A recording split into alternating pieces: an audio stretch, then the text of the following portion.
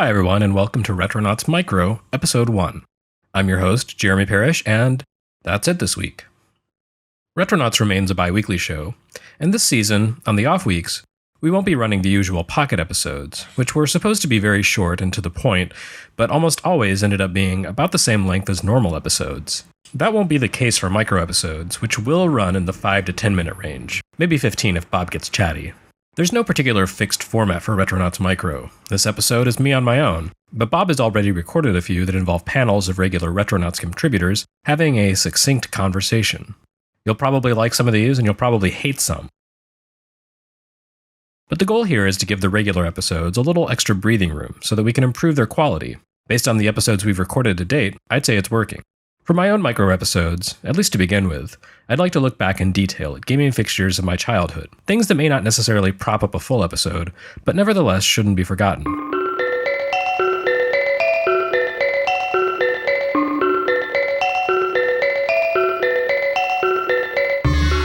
The dawn of the microcomputer as a mainstream concern for normal humans, and not just for jumbo nerds and the extravagantly wealthy, began in earnest at the beginning of the 1980s. Spurred by the modest price and tremendous user-friendliness of the Apple II, dozens of companies leapt into the budding PC market with the aim of toppling Apple. In a way, it wasn't unlike the smartphone market of today. But where we have a handful of competing standards to iPhone now, with most manufacturers using either the Android or Windows operating systems, the early 80s PC scene was absolute chaos, with everyone offering their own hardware and OS. There was DOS, ProDOS, CP/M, BASIC, and many more, spread across an impossible-to-track array of machines from almost as many manufacturers. Everyone remembers the few breakout successes, like the TRS-80, the ZX Spectrum, and the Commodore 64. But what of the also-rans?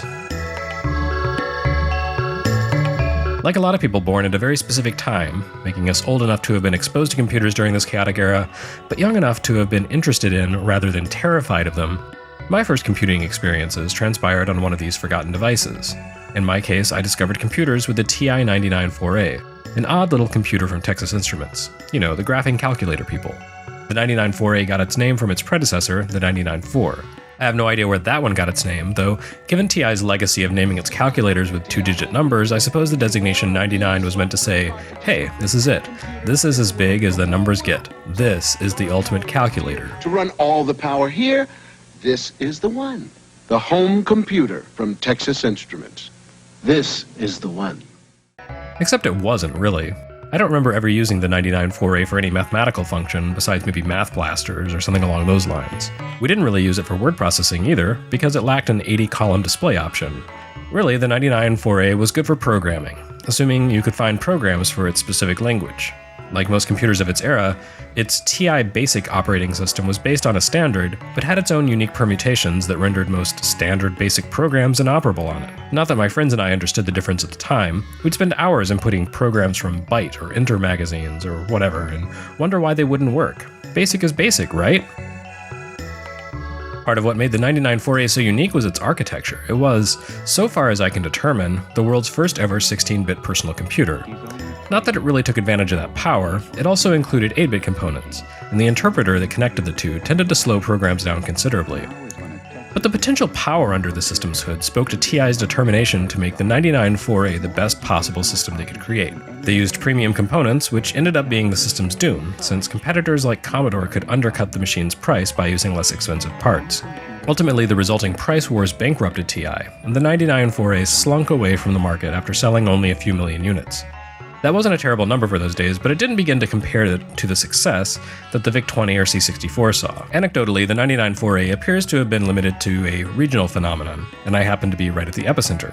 My hometown, Lubbock, Texas, played host to one of TI's manufacturing plants, and 99 4As were ubiquitous in schools and businesses for years, long after TI dropped the system, in fact. I'm sure they picked Lubbock because it was at the fringes of Silicon Prairie, Texas's Silicon Valley equivalent in the 80s. Silicon Prairie centered on Dallas, a 6-hour drive from Lubbock, which, in West Texas, is basically next door, and with massively less expensive overhead.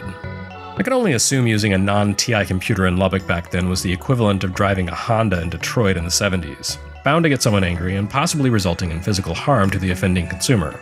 While I was a bit too young to understand the politics of it all, or the fact that there were dozens of other computer standards out there jockeying for a place with TI's seemingly omnipresent device, I actually didn't care. because despite its short life and specific design, the 99 4A made for a pretty solid gaming device.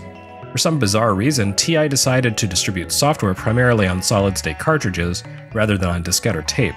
I'm sure that contributed to the system's financial woes, but at the same time, it made for a decidedly kid-friendly computer. Gaming on TI-99 4A was the very definition of plug and play. Stick one of those rugged cartridges into the computer and it would run just fine. The MSX Standard was based around the same principle, which undoubtedly played a part in that system's success as a gaming platform. It would be nice to frame the 99 4A as the American version of the MSX, but that's not really how history played out. TI's computer lacked the wide support that the MSX enjoyed, and its price made it much less attractive to general audiences. The 99 4A did see a handful of familiar arcade titles in its short life, including a number of big hits like Congo Bongo and Burger Time, but for the most part TI produced its own games.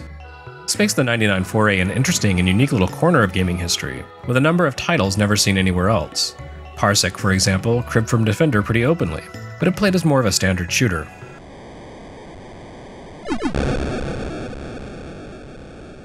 Alert! Alien craft advancing.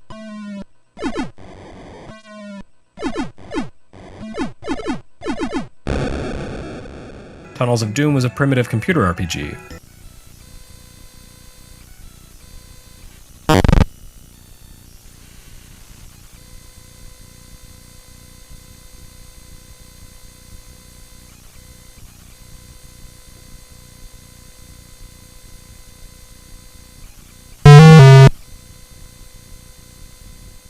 Chisholm Trail was a kind of Robotron-ish top-down shooter, but with a Western theme.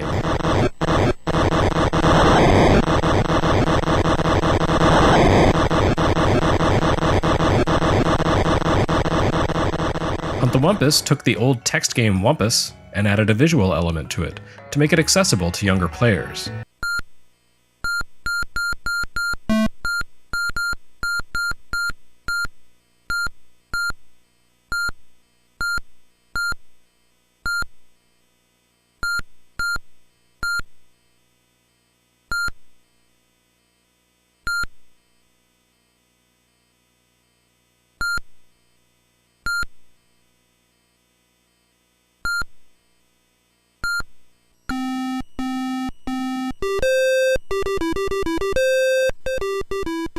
I would never go so far as to say the 99 4A produced anything particularly classic, timeless, or essential because I wouldn't want to lie.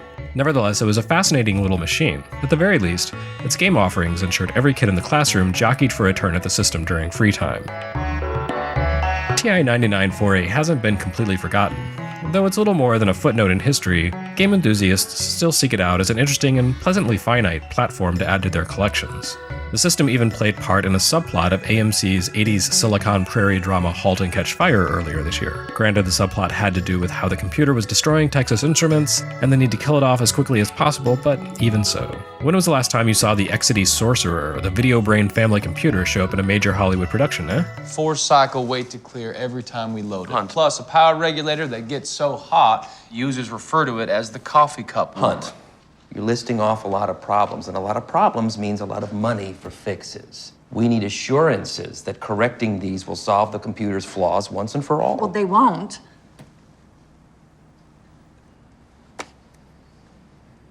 I'm sorry, but there are no once and for all fixes for the 99. If you want to do the right thing, you drop it from our product list for good.